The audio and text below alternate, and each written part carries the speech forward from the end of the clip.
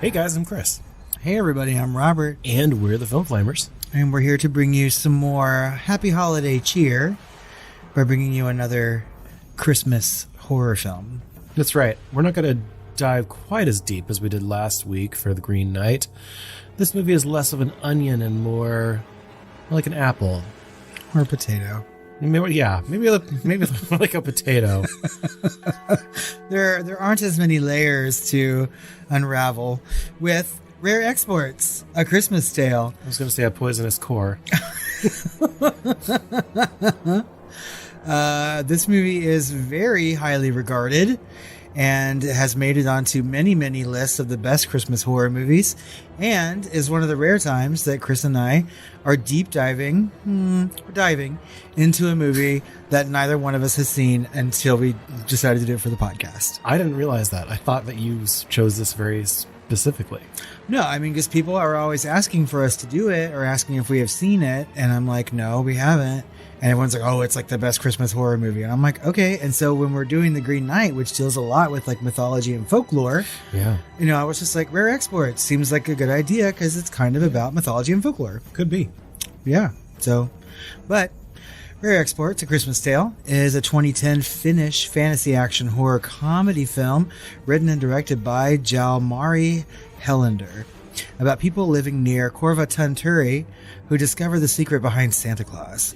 The film is based on the 2003 short film Rare Exports from the same director and its 2005 sequel Rare Exports, The Official Safety Instructions, by Jalmari Helander and Juuso Helander, both of which involve a company that traps wild Santa Clauses, trains and exports them to locations around the world. Gaining popularity after its initial release, the film has grown to become a holiday season cult classic among horror fans. Okay, listeners, watch your mouth. It's Christmas time, so let's act like it. This is Rare Exports.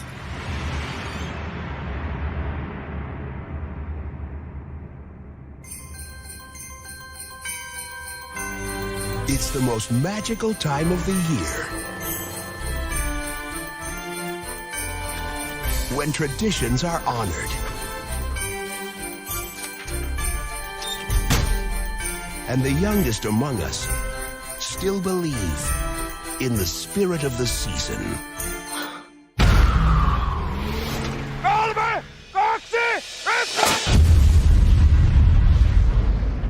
We found something else than just plain rocks and dirt.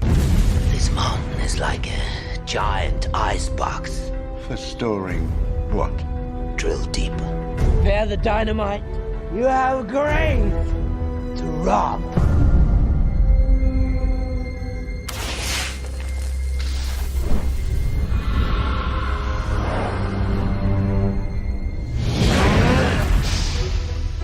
Minkälaiset sudet tekee? Hyvää joulua.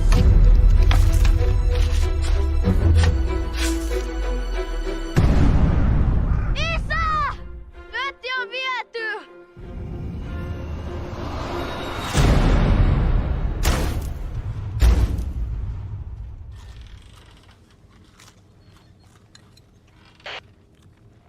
We have Santa Claus. Selitä sille, että meillä on täällä pukki myytävänä.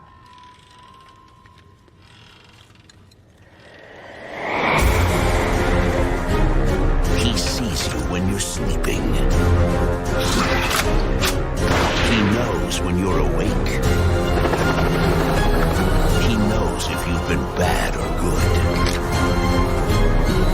And he doesn't give up.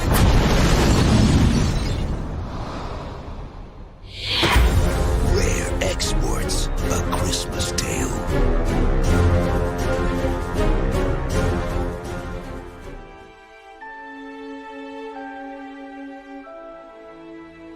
An American and British research team from the firm Sub-Zero are drilling samples from a hill in the cold-ass frozen wilderness of Finland. When the team leader finds sawdust on the excavated ice, the financier of the job is elated.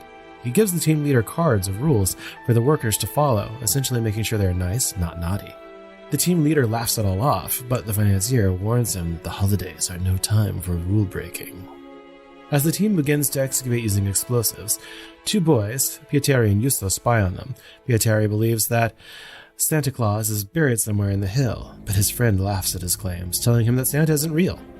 Pietari does some research, as he seems to have several books about Santa, all of which tell him that Santa is evil and tortures children, and is watching them. Local reindeer hunters, including Pietari's father, are excited for the annual hunting day, which brings in most of their yearly revenue. However, this year, there are very few reindeers to be found. They find hundreds of reindeer carcasses and blame Sub-Zero for their deaths. They head to the hill for reparations, but find no trace of the company, only a deep pit Of despair. on the yeah.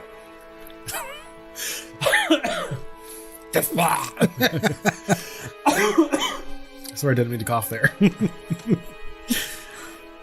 On the morning of Christmas Eve, a wolf trap built by Pietari's father, Rauno, has killed a skinny, naked old man. Pietari and Rauno learn that potato sacks, heaters, and hair dryers have all gone missing from houses in the area. When Pietari finds an effigy in Juuso's bed, he soon learns that all of the children in his village have gone missing as well. Rauno and his fellow hunters bring the naked old man corpse into his slaughterhouse, but discover that he's still alive. They make plans to dress the naked old man up in Santa outfit and sell him to Sub-Zero to make up for their financial losses. They take the old man in a cage to a nearby base, where they meet the financier arriving by helicopter. He tells them that the old man isn't Santa, but one of his elves, and they must be on their best behavior. Suddenly, many old naked elves appear and attack the group, killing the financier and his pilot.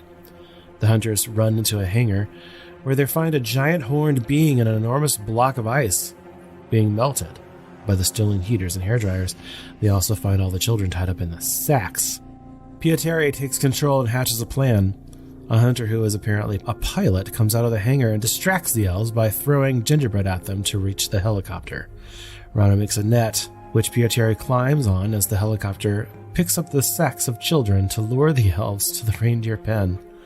The other men place explosives all over Santa Claus' ice block and cut off his horns before leaving. Jerry climbs up off the helicopter net onto the reindeer pen to open the door as a horde of elves run towards him. Rauno detonates the explosives, killing Santa and causing the elves to stop in the reindeer pen right before they can hurt Pietari. Afterwards, the group of men and Pietari train the 198 captured elves to become mall Santas and export them to cities around the world. The one was going to Zanzibar? Yeah. I don't know if that's a mall Santa or like a real Santa. I don't know. Who knows? The end. Well, that was that movie. Yeah. Rare Exports was simultaneously released in Finland, Norway, Sweden, Germany, the US, the UK, and Australia on December the 3rd, 2010. Its release in the US was very limited. It grossed a little more than $9,000 opening weekend from one theater, making it number 66 at the box office. By Christmas, it was playing on 21 domestic screens. Yikes. Things were different in the originating country, Finland. The film opened on 82 screens and debuted at the number 1 spot. Word of mouth traveled fast, and by the time the holidays ended, Rare Exports had brought in more than $3 million. $3 million? Yes. Rare Exports holds an 89% on Rotten Tomatoes with an audience score of 70%. The site's consensus reads, Rare Exports is an unexpectedly delightful crossbreed of deadpan comedy and Christmas horror. On Metacritic, the film has a weighted average score of 71 out of 100 based on 18 critics, indicating generally favorable reviews. Roger Ebert awarded the film 3.5 out of 4 stars and called it a rather brilliant lump of coal for your stocking, and considered it an R-rated Santa Claus origin story crossed with The Thing. He continued, apart from the inescapable fact that the movie has Santa and reindeer in it, this is a superior horror film, a spot-on parody of movies about dead beings brought back to life. Oh, and all the reindeer are dead. Ebert concluded that this is a fine film, an original, daring, carefully crafted film that never for one instant winks at us that it's a parody. In its tone, acting, location work, music, and inexorably mounting suspense, this is an exemplary horror film apart from the detail that they're not usually subtitled A Christmas Tale and tell about terrifying wall-eyed Santas. It was supposed to have been toward the end of his career. Michael Rechtschaffen. Michael Rechtschaffen of The Hollywood Reporter described the movie as a fiendishly entertaining Christmas yarn rooted in Northern European legend and lore, complete with the not-so-jolly old St. Nick, informed more by the Brothers Grimm than Norman Rockwell. While the richly atmospheric package has been wrapped with a healthy dose of wry satire, it's not of the mean-spirited bad Santa variety. Helander, a successful commercial director in his native Helsinki, shrewdly blends just the right amounts of fairy tale wonder and action movie heroics into the oddball mix to a highly satisfying effect. Gosh, people love this movie. They really did. In fact, it almost got some accolades. What are they? Or at least one. It was nominated for Best International Film at the Saturn Awards, but it lost to Monsters, which apparently is an amazing Mexican film. It really is. Have you seen Monsters? No. It's so good. It's like apocalyptic and there's like very few characters in it. It's sort of the things that I like. Yeah. So, Okay. But really, really good. All right. You want to get into this movie? Sure. Right. In 2003, the Finnish commercials production company Woodpecker Film published the short movie Rare Exports Inc. online, and you can still see it on YouTube and some other channels as well. Although the film's writer and director, Jalmari Helander, established a band of 3 hunters, so like a marker, a sniper, and a tracker, searching the wilderness of Lapland for the wild Santa Claus. After the positive reception from an online audience, Woodpecker Film produced and published the sequel short movie Rare Exports, The Official Safety Instructions, in 2005, again with Helander as writer-director. And then, in 2007, Jalmari Helander introduced producer Petri Jakrienta to his idea of a feature-length Rare Exports film based on his short films that had already acquired a cult reputation on the internet. Jakrienta's company, Sinet, picked up the rights, and Helander started to develop the concept together with Jakrienta. And there you have it. The full feature-length version of this movie essentially was born from that. So I kind of, there for this discussion, kind of want to see these short films because, as we'll get into, I'm sure, like, I feel like maybe this concept is better in a really smaller dose than what we're given. And it's already not a very long film. Mayhaps, and I'm assuming that maybe some of the humor is a little bit more heightened or obvious maybe in the shorts. I mean, because can you imagine, like, Rare Exports, the official safety instructions, right? So taking all those rules that are on the card, which I wish they had spent a little bit more time with in this movie, honestly. Yeah. Right? Seems like really funny. If it's telling you how to survive a wild Santa, right? Like, that seems like just a much better film and something that's a lot funnier than what we got. Yeah, and I don't know. People are still thinking this is funny. So, I don't know. We're underpaid and overworked. So maybe that was just our Christmas cheer peeking through our review. Possibly. So, I mean, we'll get to some of our, like, thoughts on the film throughout the conversation. But, yeah, I mean, maybe that was it. I did not find this movie to be very funny at all. Like, I may have chuckled a couple times, right? But by and largely, no. And maybe I just am extra tired or something like that. Or maybe because I'm not Finnish. Well, I don't know. Because this director, this kind of opened the doors for him. Like, after he made those shorts and then he made this movie, it kind of put his name out there in a way that hadn't before. And he went on to do a big American movie in 2014 with Samuel L. Jackson. And, of course, Ani Tamila, which plays the kid in this movie. Yeah. Felicity Huffman, Jim Broadman, and Ray Stevenson, the late Ray Stevenson, rip from this year. Yeah. And that's at 78%. And I've never even really heard of this, or I'd forgotten about it. It was just some like generic action film from 2014, but I've heard that it's really, really good, or I've read that. With Felicity Huffman? Yeah. And really? Samuel L. Jackson. Good Lord. Okay. Yeah. And so it's like White House Down type of situation, but I don't know how Ani Tamila is in it. Okay. So I don't know how they make that work. Anyway, it sounds really cool. So I might check it out, or at least watch a trailer. And then this last year, he came out with a movie called Sisu, which I had also heard of, and I saw kind of go through an awards circuit, I think. Right. So this is a historical action thriller around the time of World War II, and it stars Jorma Tamila, which played the father of the kid in this movie. And of course, Ani as well And so this got a 94% on Rotten Tomatoes and is said to be one of the best action movies of recent history. Wow. Okay. Action Well, that's thrillers. really high praise for him. I mean, it seems like the movies that he has directed are getting really high scores on Rotten Tomatoes. And higher and higher, right? Yeah. And so, and then like he's coming out like maybe in 2024 or later with a movie called Jerry and Miss Universe. Theoretically, it was supposed to be done during like the pandemic, but then the pandemic happened. And so he did Sisu instead. Okay. So this was postponed. So it's going to be interesting to see what that is. And I do want to go back and see, a big dumb action movie, maybe with big game. And I am interested in seeing Sisu, especially since it's gotten that big. I feel like the direction in this movie is very competent. Yeah. The problems that it has, I don't have with really directing. Really. No. I think it's put together quite well for what it is. So the two actors in this movie, the father and son, are father and son in real life. Yes, and that is now 33% of my fun facts that you've just torn away from me. I'm sorry. It's the season of giving, and I'm just taking. Taking. Take. All you do is take. I am kind of interested to see some of these movies as well. I mean, like the actors in Big Game. I mean, Samuel Jackson, Felicity Huffman, that's big. Yeah. And 94% for a historical action thriller, that seems really high. So, I mean, good. And like, you're right. I mean, I feel like this movie was competently directed. I'm not sure what my problem was with it. And I'm sure we'll probably like get to the heart of that, like while we're talking, but I feel like the movie looked really good. I feel like I just didn't get it. Like it wasn't on the same wavelength as the movie. I was already kind of in a shit mood. Yeah. And like some movies you just have to be in the right mood for. And I just wasn't. That's true. And I think, okay, so I mean, like maybe that's part of it, like I have to say that I'm not always in the holiday spirit.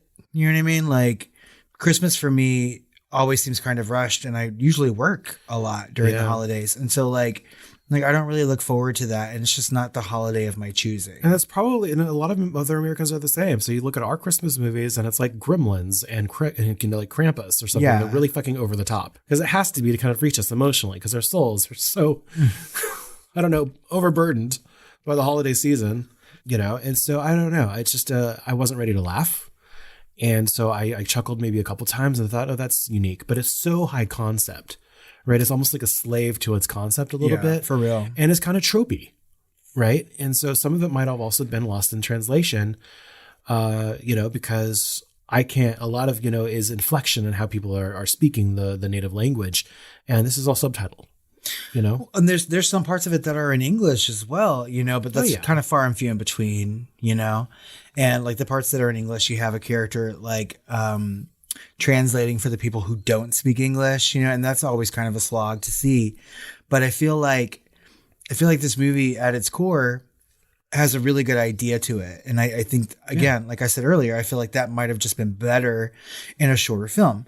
And I can see why a short film based on this would garner more of a cult following, but this movie seems to have garnered a cult following of its own. But I feel like the direction that the story went in was kind of a misstep for me. Yeah. I wanted to see more about the evil Santa lookalike elves and more about the giant Krampus looking Santa Claus in the hangar and less about the townsfolk trying to get money. And maybe I'm starting to think about this more as we talk about it. And I'm starting to wonder if I really didn't get it. And maybe, yeah. Like they do have this, I remember just I feel like an idiot, I just was like really getting bored and I think almost falling asleep a couple of times. Same. And I remember them looking at the ice with the Krampus in there, which he looks like a giant fucking Krampus. He does. And thinking, then they're saying, I always wondered how, Santa was doing his thing, doing presents all over the world, and I thought, maybe he's like this Cthulhian thing because he's stuck in the ice or whatever, and they made it seem almost like Lovecraftian. But then I realized, no, it's probably because, these aren't elves; they're actually the Santas that people would actually be talking about from legend or whatever. Exactly. The dark Santas, these are the elves or the real Santa, but this is what the world would see as the Santas. Exactly. Right, and that's what the rare export is that we're those were the Santas. and we're retraining them to be not instead of evil, but actual Santas. Yes. Right. And so, I was getting that, maybe he has like tentacles or he's like metaphysical or something like that. And, because he was this giant thing. And that's another thing, is that for a movie that's kind of based around the mythology of Santa, let us fucking have Santa. For real. And it never gets out of the goddamn ice. It just blow him up and that's it. I really have a problem with that. Like, so when this movie first started, right, and we have this long introduction about like what's going on with this company drilling into the hill, it's not even a mountain really, but like things that have been deposited over time, and they create this whole backstory about like, we're digging, we found this, like there's something in there. Yeah, they talk about like the wood chips or whatever, the sawdust is used as like an insulator to keep ice, even though it's all, So someone's trying to keep the Santa Claus frozen, And so I'm like, there's this huge backstory that they hint to, and then he hands them that card of rules, and you can barely see what's on it, like no smoking, no cussing, no blah blah blah. And I'm like, okay, they've really set this up for something good.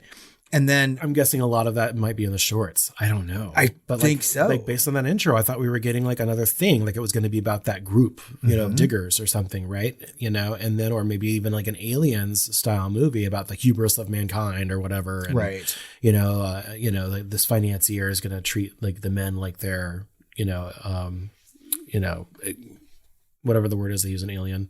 It's like fodder, essentially. Yeah, like fodder, right? Yeah. And so, but that's not the movie we got. It kind of segues and pivots to this like small family dynamic with their friends below, which maybe it rightly does, and that's the more important or family style movie, but it's also the more tropey one.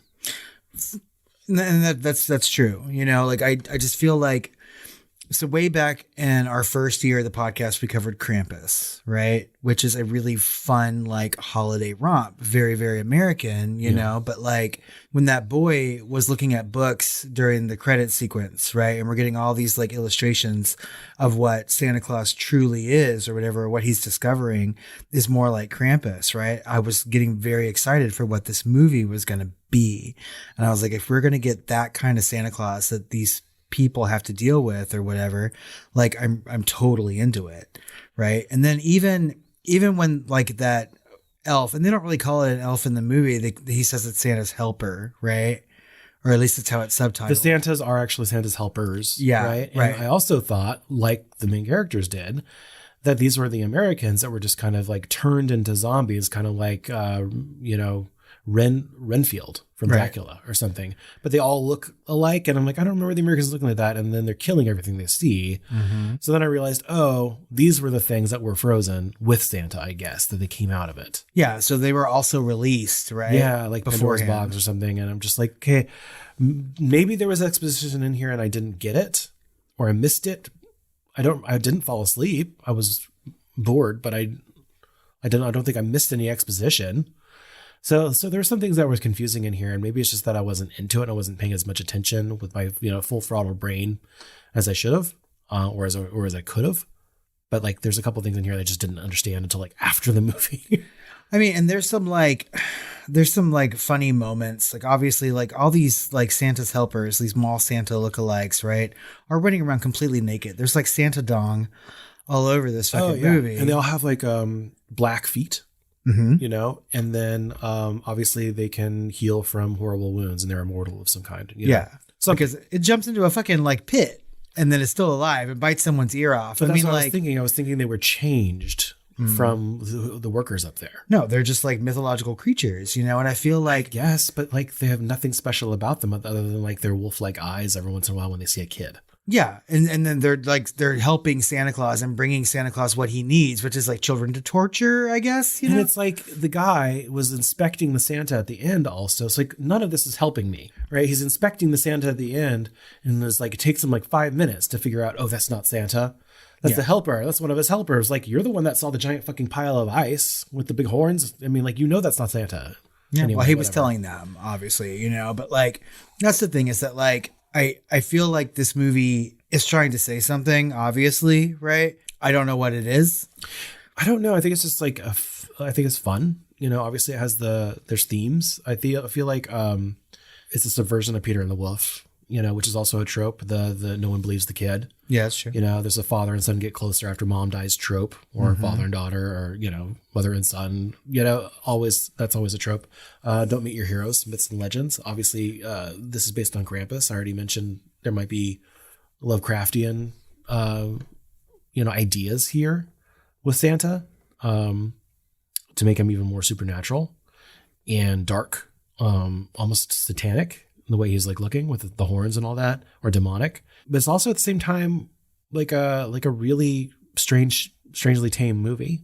Yeah, outside of the dick, like there's like almost no fucking blood and guts or horror. No, there's only a couple moments of like real violence, like when that financier dies, right? Maybe. And then that's it, and even that like was kind of shocking, only because I felt like that character was going to last a little bit longer. Because again, we get all this exposition. That was near the end of the movie though. Yeah, but there was no follow up to any of the stuff that they built on. No. And I thought for sure like he'd be around to like point things out to us, but no, he's dead. They also show like this blob on an X-ray the kid's always pointing to, but I was like, I can't understand what's on the X-ray. Yeah. And I guess later it was just the ice with the horns coming out of it, but you wouldn't know that until like much later afterwards. So I don't know, this movie's kind of a mess in a weird way, but I feel like if you're on the same wavelength of it and are laughing with it, and are ready to love it, I feel like this could have been something I'd enjoyed more, and I'm going to have to do so on another watch.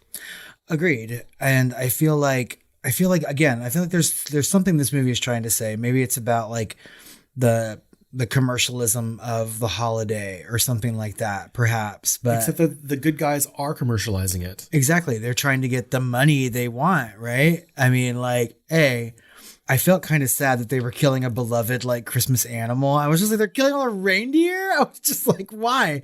What the hell kind of Christmas movie is this? They're killing all the reindeer, and then they're killing, like, they're collecting all the children for Krampus. Except that the mythology is still that you're safe if you're good. But so that kid wasn't the only good one. Like, well, he asked his dad to spank him at some point, right? Yeah. Because he did something wrong. Spank me. I put on the grill-shaped light. A spanking. So maybe he just like, because he had penance or whatever. I don't know. But like, I also feel like should be enough or whatever. Yeah. Like we just spent a long time during our conversation on The Green Knight talking about like toxic masculinity, right? And I feel like this movie is also fairly masculine in other ways. There's zero women. There are no women in this movie. Like on camera, not even like, except like maybe mentioned or like seen in a picture or something like that. Exactly. He talks about his mom, and that's it. And then like we're still given like it's all these men. They're hunters, right? They're very, very masculine. The man does not want to cry in front of his son. He's like, good boys should go to bed right now. When really he's just saying like, I need to have a Christmas moment to myself and think about my dead wife or whatnot. And I like, while that's touching, I feel like if you're gonna have that trope of a father and son getting closer after mom dies, like we'll just have more of it. Maybe you have a really good point there, because it's like we're just kind of done with it after Green Knight, all the bullshit because of this pointing out and the just the fear of vulnerability. Yes. And that's like all over this movie a little bit, just like, but using it in the normal way versus trying to subvert it. And so it's probably just not the best combination of films to watch back to back too. Yeah, probably. I mean, and all through this movie, you have this man like trying to teach his son to be a grown up, right? Like his son doesn't want to go into the slaughterhouse to see him cutting up a hog or whatever, but he comes in and his son keeps his eyes closed. But then later on, he like gives him a gun and he's like, is it loaded? And he's like, yeah, like what would the point be if I gave you an unloaded gun for hunting? And so obviously, by the end of the movie, the son has, proven himself worthy to his father, and they start this whole like wild Santa business, Yep. And I feel like toward the end of this movie, when they're actually exporting the Santas and stuff like that, that's when it becomes the movie that I wanted to see. When they're having that countdown at the end of the film, like leading up to the next Christmas, and they're training the Santas, like giving them like babies, like dolls to hold and comfort, like a mall Santa. And it gets to be like kind of fun and kind of silly. Yeah, I feel like this movie is like dancing around all the movies I want to see. I want to see the Cthulian Santa stuff. I want to see the team unearthing and having like a Thing or an Alien style movie, where I want that more gremlin-y kind of comedy at the end with the fake Santas or the Santas in training, but it's like everything that gets us there, it's like I'm less interested in. I think what we're saying is we wanted a horror movie, right? I want a horror movie or I want a straight comedy. And I love genre bending stuff. I mean, we just talked about The Green Knight. Exactly. And we do adjacent stuff all the time. And, genre is almost like what you make of it. But this one just didn't hit the mark for me in any genre. I think what saves this movie is some of like its qualities, right? We already talked about the direction being good. Like clearly that's not the problem. I think the problem is with the story and trying to create something longer out of something that should be shorter. But like it looks really good. You know what I mean? It does. The cinematography by Mike Erasmo was amazing. I mean, it sounds good. The music by Julia Seppa and Miska Seppa. I don't think I'm going to be able to find the soundtrack to this. Yeah, it's going to be hard. In order to put on the podcast. So I'll try and find something else, probably maybe from Krampus. I don't know. No. But like I said, the direction is competent. The acting is competent. Everything here is really competent. I actually took myself aside consciously and said, this movie is photographed very beautifully, right? The effects are all right. It's just like tonally, I wasn't there for it. And then like story-wise, plot-wise, I wasn't really there for it. Just wasn't into it. So like I said, wavelength matters. We'll try better next time, maybe. Well, and that's not to say that on other watches we might not like this movie more. That's what I'm saying. Yeah, of course. Like I feel like we're always open to trying movies again and seeing, because at the end of the day, this movie is highly regarded by critics and it has a lot of fans. So, I mean, like we said earlier in the episode, like people have talked to us for the last like 5 years on social media saying, have you seen this movie? Yeah, it's hard to believe this is at 90%. And I believe the audience at 70%. I think it's cute enough for them. Yeah. But maybe that's just the novelty of it. Like people really want that high concept. I mean, if you look at like Violent Night, that just came out with David Harbour. It's like almost the Americanized version of this or something. I watched maybe like half of it the other night. And it's just fucking dumb. It's fucking stupid, but it's hilarious and dark and over the top. And maybe that's what I should have watched because it's so fucking American. Yeah. And I like movies like that. I really, really like holiday horror. I'm disgusted with myself. which is why like when we get to December every year, I'm really happy to talk about like holiday horror. I love it. It doesn't matter the holiday, but like it's shocking to me that a movie could be this recommended that I watch and I'm like, oh, I wasn't feeling it or I didn't like it. I'm sure that's not the case. I need to go back and watch it again.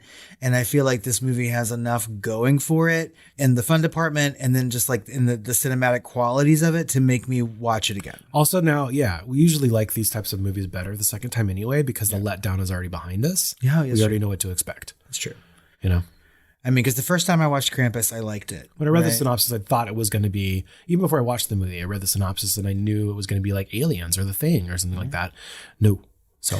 Well, I mean, from the trailer alone, I think I think it's a really good trailer. I never watched the trailer. Oh, the trailer is excellent. And it kind of is not the movie that you're given. Yeah. It does its Let me guess, job. they made it look a lot more thriller horror-y than it is. Yeah, well, they also made it look a lot more fun than I think it is too. This is a fun movie, but the trailer makes it look very fun. It makes it seem a little bit more like they're spending time like taming the Santas than they are. Wow. And again, I keep going back. They have to explain why it's called Rare Exports to the audience with the trailer, right? Because it makes no fucking sense until the very, very, very fucking end. Yep. Which is also kind of annoying. Again, I feel like I keep going back to it, but I feel like I need to go watch the short films because I think that they're probably way more enjoyable than this movie. Yeah. So, do you have some fun facts for me? Not really. Well, some less now. Yeah, I have 2 fun facts now. So at 5 minutes 45 seconds, there's an explosion on the mountain, and the resulting smoke takes on the form of 2 horns, foreshadowing later events in the movie. That's the other thing I really wanted from this. I wanted that ice to melt, and I wanted to see what that Santa Claus looked like. That's what I'm saying. Damn it. Okay, and for my final, this is apparently one of Cate Blanchett's favorite films. Kate. I feel like that's got like took way out of context and someone ran with it, because I feel like if I look that up or someone asked Cate Blanchett today, she's gonna be like, what? So if I ever meet Cate Blanchett, I'm gonna be like, so I hear one of your favorite movies is Rare Exports, and she's gonna be like, I don't even know what the fuck that is. What? Exit wounds? What? Exit wounds. Like, my first question is, how is it making tar? And the second question, Rare Exports? Really, Kate? Really? All right. Well, we have some questions to ask about this movie, and we'll go ahead and start with, is it a horror movie? Yeah, adjacently. Yeah. Yeah. It's trying to be. Yes. It's a little try hard. I would feel like we talked about The Green Knight, and it's very definitely horror adjacent, right? And it's trying to be, is succeeding to be many different genres of movie. Yeah. Right. And this one, I feel like, is trying to be a horror movie and just not. And quite somehow succeeding. Green Knight almost feels more like a horror movie than this one because Yes. it's so existentially so. Yes. Versus this one is like try hard horror. And this could have been a horror movie, like just in your face horror. By someone that doesn't like horror or something, maybe. I don't know. Oh, yeah. Were you scared? No. God, no. No, I wasn't either. Not even uncomfortable. I was bored half the time. And I don't know why. The movie moves at a really fast clip. You know? Kind of does. Yeah. It's not even an hour and a half long. And like it gets in there, it gets the job done, it tells its story. I was also bored though because I wasn't getting the things that I wanted from it. Like, honestly. Yeah, I'm really, really interested to see what our listeners think. Oh my God, yes. I cannot wait to hear. Like, they will probably disagree with us wholeheartedly. Well, I'd like to see people that are watching it just kind of, for the first time versus something that was their favorite for 10 years. That's true. I'd like to people, like, if you've watched this recently, especially, like within the 6 months or you're watching this with us, and please don't shy away from it just because, we seem to be a little,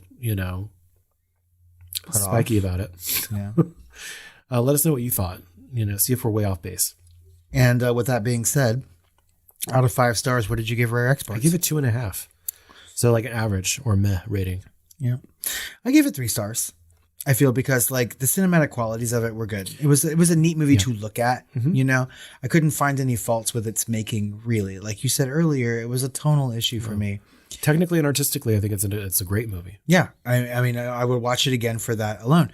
And also I feel like parts of it were really, really fun, and like the fun parts were enough to make me want to watch it again. Will it be added to my like Pantheon list of movies I like to watch every Christmas season? No, probably not.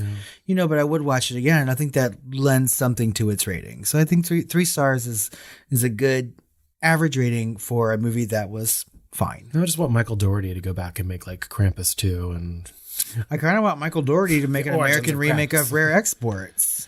Yeah. I feel like he would do it a little better maybe. Yeah.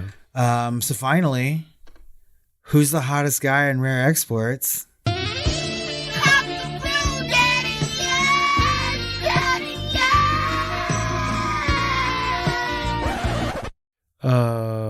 Probably Finnish Daddy. Finnish Daddy for sure.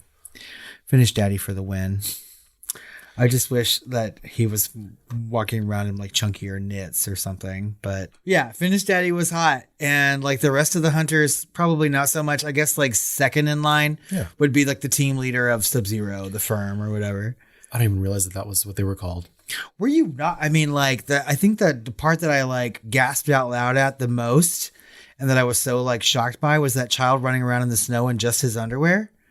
I was like, he's cold.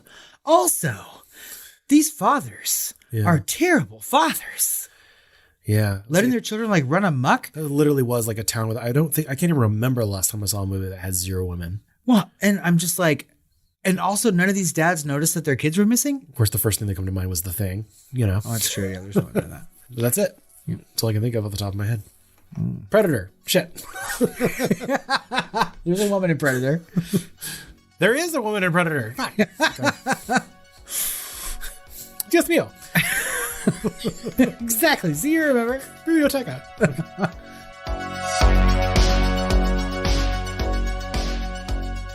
I think that just about wraps up our conversation on Rare Exports. And like Chris said earlier, we really want to know what you think about this movie and our conversation about it. Find us on social media at The Film Flamers on X, formerly known as Twitter, Facebook, Instagram, and Threads. You can email us at tiredqueens@filmflamers.com or call our hotline at 972-666-7733. Call me Finnish Daddy. I want you to export it me. Give me your Rare Export. I don't even know. What is Chris going to think when he exports this WAV file? Wait. It's a nerd joke. that wraps up our holiday content for you here on the Film Flamers. We have more stuff coming out for you in the new year. So in January, stay tuned because we are heading back to some Stephen King and covering an amazing actress that I feel Chris and I both love. Kate Blanchett? No. Another Kate. A Kathy, in fact. Kathy Bates. Kathy Bates. That's right. In the cold winter months, we're going to be talking about Misery, and then following that up with her other Stephen King performance in Delores Claiborne. I'm her number one fan. It's called Hotline, Chris. You know that's not actually a line. It's not? We'll get into that.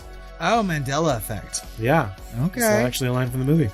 Well, stay tuned for that, because I've been saying that my whole life, and now I feel like a dumbass. So, we want to wish you guys the happiest of holidays to all who celebrate. Stay warm and have some sweet dreams. Are you sure she doesn't say that? I'm pretty sure. I think she tells the story of in blah blah blah blah blah. This is when they blah blah blah. They called it Hotline blah blah blah. You know, or something like that. It's not like with his name or anything. So it's more like a model. Just like it's one of those Luke, I am your father. He never says that. That's right. Okay. All right. Well, bring on Misery. Yeah. Party here. Merry Christmas. Overshare.